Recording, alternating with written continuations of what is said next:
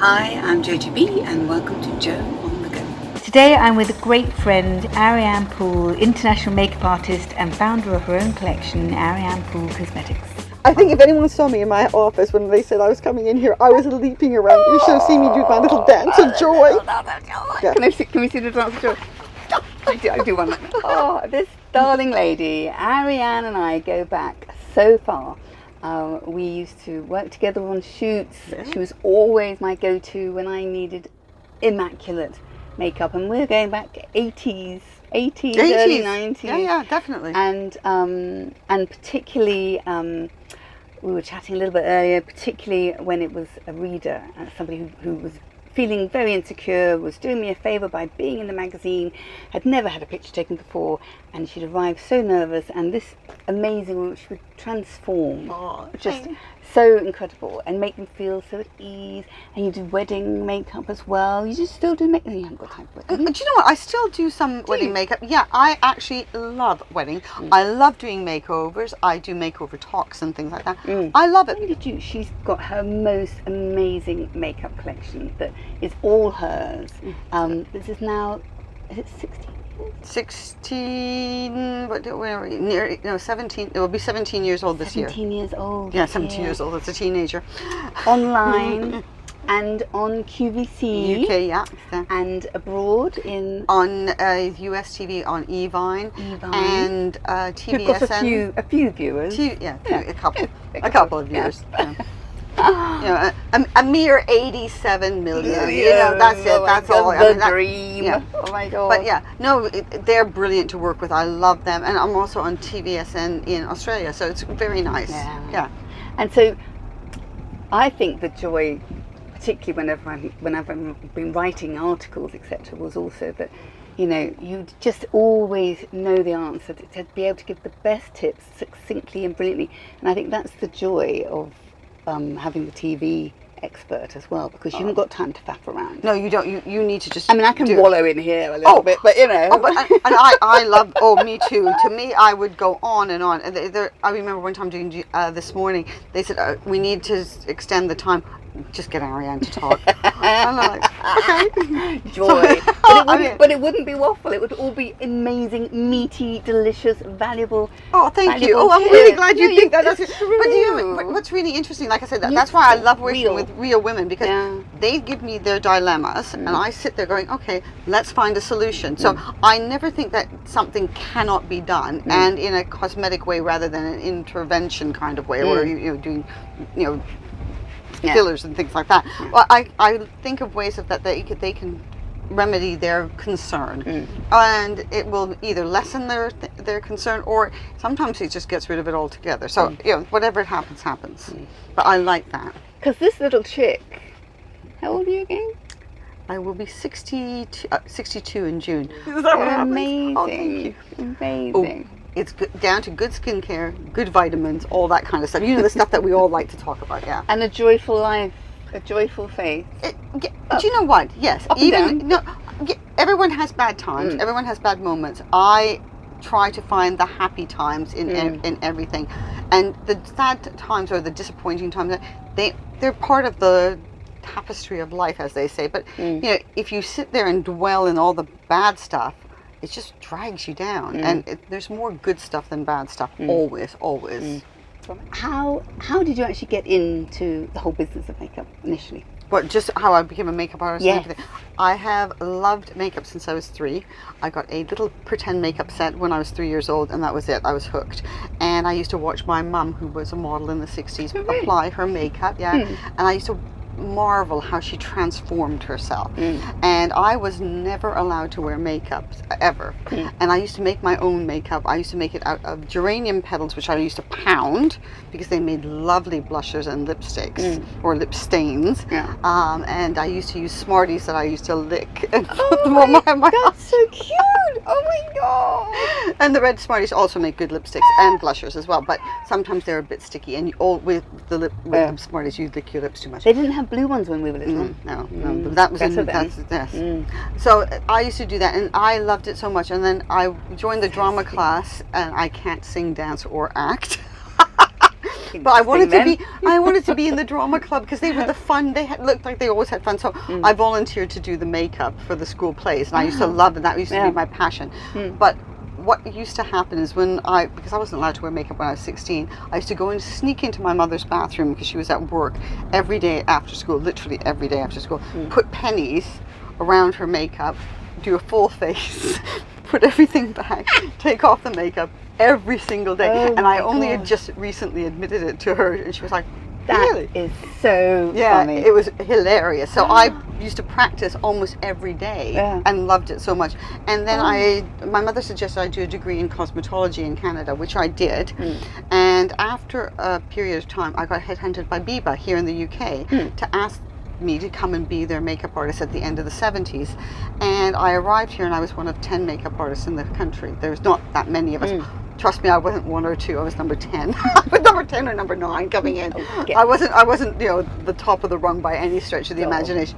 But it was so modest. It's ridiculous. Oh no, amazing. No, but it was true. They had the most amazing people. Like Stevie Hughes and Barbara Daly. And I mean, Barbara was I worship Barbara Daly, and I still do. I think she was an amazing makeup artist and somebody that just inspired me endlessly. Anyway, so I was doing that. I got to work with some fantastic people, some great photographers. It was to me a wonderful time. The 80s was amazing. It was just glorious, and I was really fortunate. I got to work with some great people, and it just kind of grew from there. And then I started doing the TV makeovers like GMTV and This Morning. I did a stint on Big Breakfast and all of those things, and loved every single minute. And I did product development and things for Boots Number 7. I did the sort of that was like like the influencers are now, but that was way back in the 90s. And I used to help them create looks and things like that. And then I thought, after doing so many makeovers on TV, they were saying to me, give us a list of what you used. And I used to mix lots of things together, as most makeup artists do. So they would look at it and go, I can't wear all that. That's just too much. So I decided I'd start trying to make my own.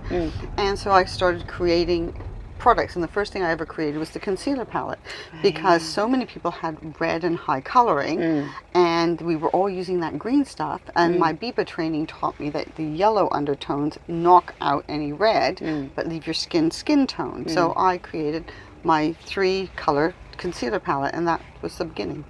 And here in the UK, it was an amazing time to be here. We had punk, we had the New Romantics. I worked with all these fabulous bands. I mean, it was just for me, it was just fantastic, especially coming from a very, Vancouver, although it's not a tiny town, but in comparison to the UK, very small. Go on, name drop some bands you played with. I did played with. I did makeup for Duran Duran. I did makeup for, do you remember Hazy Fantasy? Yes, I do. I did her makeup. I did Mel and Kim. I worked with Kim Wilde. I did, there's just like loads and loads, and it was great. And then she worked with me. I did, yes, and I worked with you, which was but the thing is, but wasn't it fun? I mean, I just think that creative years. It was creative years, and I just think, and I think that also too, we had to have certain skills because there was no photoshopping, there was no retouching. There was never a budget for retouching, especially if you're doing a music video. Oh my gosh! You just did it and hope for the best. And well, the thing is also too, if you know that you don't have to do that great a job, someone can go in there and edit it for you and fix it and make it look better. I find that a little bit disappointing because a lot of times in real life, you don't have that option. So if I'm doing somebody for the red carpet, they have not got a Photoshop person running in front of them photoshopping them, or their wedding, or anything like that. Anything that where you don't have that option. And so now being on TV yourself as well, do you find that the makeup challenge has changed a lot because of high definition? High definition, you can see everything. But to be honest with you, I can't see any pores. You can see everything. But on some of those high definition cameras, if they're like this, it's like a magnifying glass. It's not scary. Right. No, it's not right. Step back or blur. I don't. Whichever is the best option. I don't mind. Just to find my eyesight. But for me, me, I think that, you know, it's a different kettle of fish. It's the whole thing is just slightly different. You do have to be a little bit more aware that you can't get away with certain things. What are your top tips for covering redness? I would say my concealer. I know that I shouldn't be saying my concealer, but choose a concealer with a yellow undertone, because if you use that green stuff, what you do is you make your face look white and ashy, because green is the opposite of red, so it whites it out. But then you need to find a foundation or something that's 2-3 shades darker than your skin tone to make you look like a human again. Otherwise you look too ashen. And do you think women know how to find the right tone? There's not much really good advice out there. No, it can be a bit tricky. That's why when I did my concealer palette, I put 3 colors that you can mix and dab and match, so that you don't have to go and reach for something else, so that you have everything there in one compact. It's not suitable for a really darker complexion, but to say that not that many darker complexions have the redness, so they don't need to counteract that. Whereas, you know, a paler complexion does have that redness. And if you're covering rosacea, which is obviously a bit bumpy, that's what potentially bumpy in places. Is there a different texture that you think women need? I use a cream to powder formula to cover the redness and rosacea, mainly because you don't want anything too powdery, because if it's dry it starts to go flaky, and you don't want to have that flakiness. So I tend to kind of roll and pat it on. I wish I had some makeup remover. I didn't bring any makeup remover. I could take mine off and they could all see. Next time. They can all see how bad my redness is, but my redness is super bad. Well, you've got videos. But I'm saying my redness is super bad. I didn't realise that you had rosacea. Yeah. Yeah. It's like, it's there. It's like, and I've had it for a really long. Oh, so absolutely. I remember doing makeup for this lady at National Wedding Show. It was the mother of the bride, and she had a lot of redness, the rosacea and everything going on. And I covered it up, and she just stood in front of the mirror and cried. I said, "Are you okay? Is everything all right?" I'm thinking, she hates this. She said, "It's the first time I've seen my eyes." I'm like, because what happens is when you've got a lot of red, all you really notice is the red, because it's a dominant color. You don't say, "Oh my gosh, you have some really beautiful blue eyes, brown eyes, green eyes, whatever." You don't see the rest of your features. All you see is the red. So that wipes out everything else. So I was really touched by that. You know, well, that's what I mean. It's like, you know, she's always been this incredible, because, you know, you really give so much to women when you're doing their makeup. Well, do you still do lessons as well? I still do lessons. I still do all of that. I do it because I like to do it, and I've always done it because I like to do it. It's not like, you know, oh, I have to do it. Oh my gosh, here I'm going to go do it lesson. I'm like, I always go there and go, oh, I'm going to do a lesson. This is really great, because I get to meet new people, and I love meeting people. They have all sorts of different dilemmas. It gives me ideas for products. I love it. It's really great, and to see how they react after their concern is, you know, minimized, is really gratifying. So yeah, good. How to shape a saggy jawline. Oh, that's not one of mine. I love doing that. I do that to me. I use a contour. I can't bear the idea of going like that and going, I mean, I just can't. No. Can't do it. Okay, and so what I do is I use a little bit of the powder, I swizz it around, and then I just go along like that. You don't even notice it. And also I put a little bit down my neck, because this bit of your neck never catches the sun. How many of us walk around like this to catch the sun? None of us, nobody. So when you're walking around, this bit is always shaded. So this is always slightly paler than your skin tone. So if you're using something like a bronzer and you do sculpt around your jawline, just blend it down. You don't even notice it. So you're not going to get that horrible hard line, which looks like a stripe. And so is it still acceptable to do it when there's an anti-contouring lobby going on at the moment?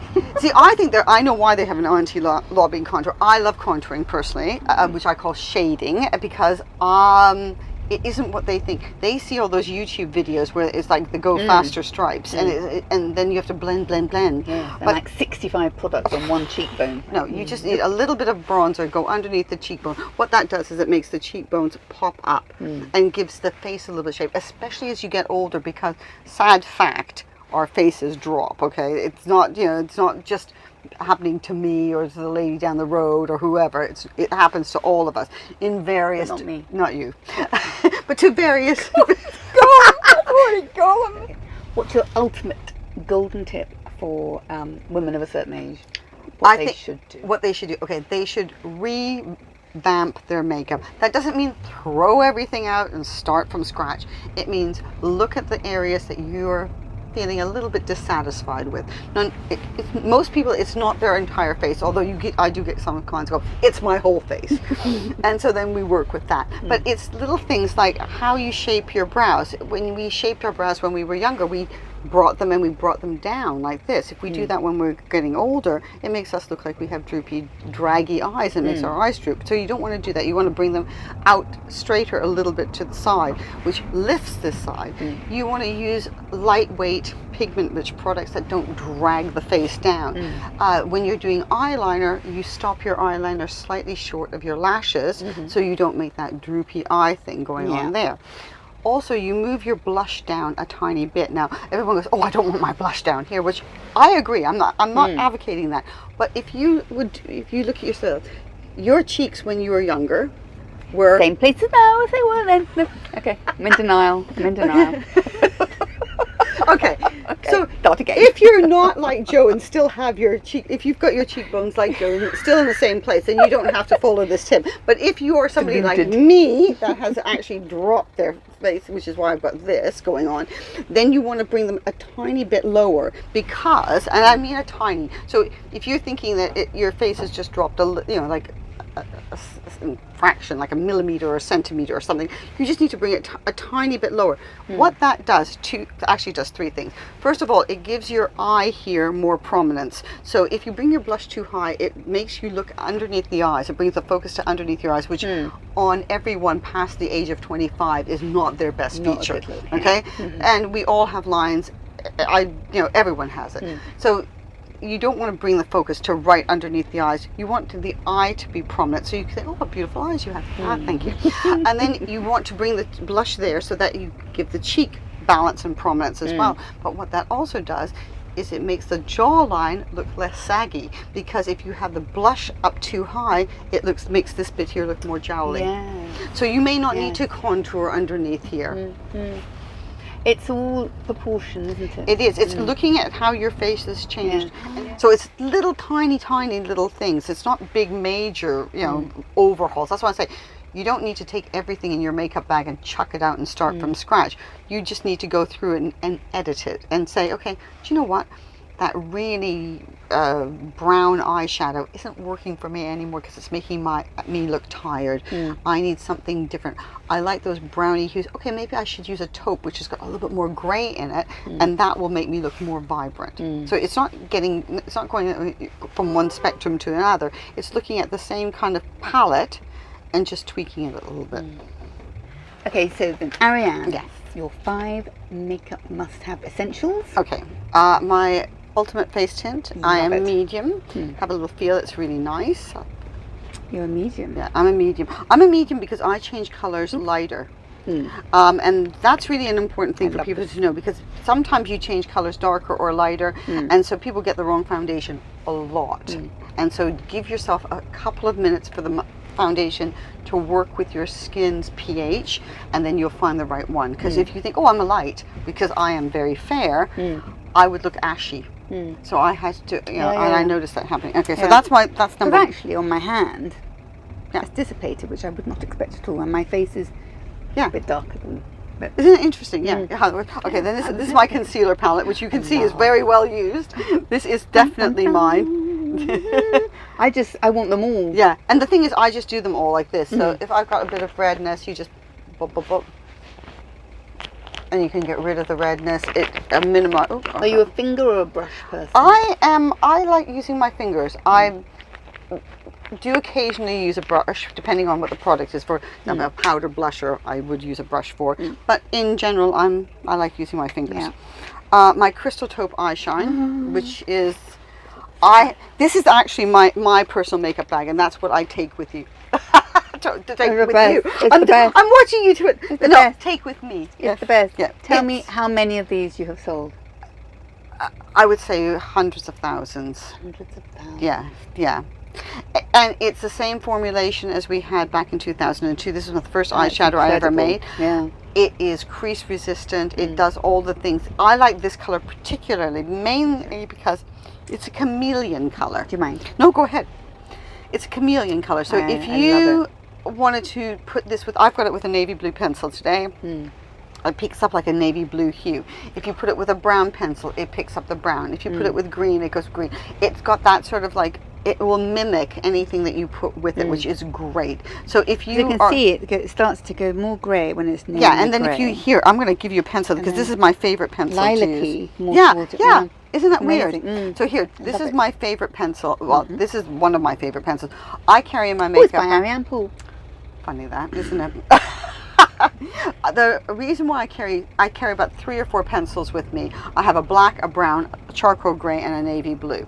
And the reason why I carry those colors is because I can adapt using my crystal taupe to any kind of look I want by just changing the pencil. Wow. So I don't have to take a ton of stuff with me, which is why, yeah, so that's good. And then finally... It's almost too much for success, isn't it? Because it's Yeah, almost like, yeah. You want another one of those? You want another 5 of those? You don't want to try anything else? You don't. We do some really nice other colors as well.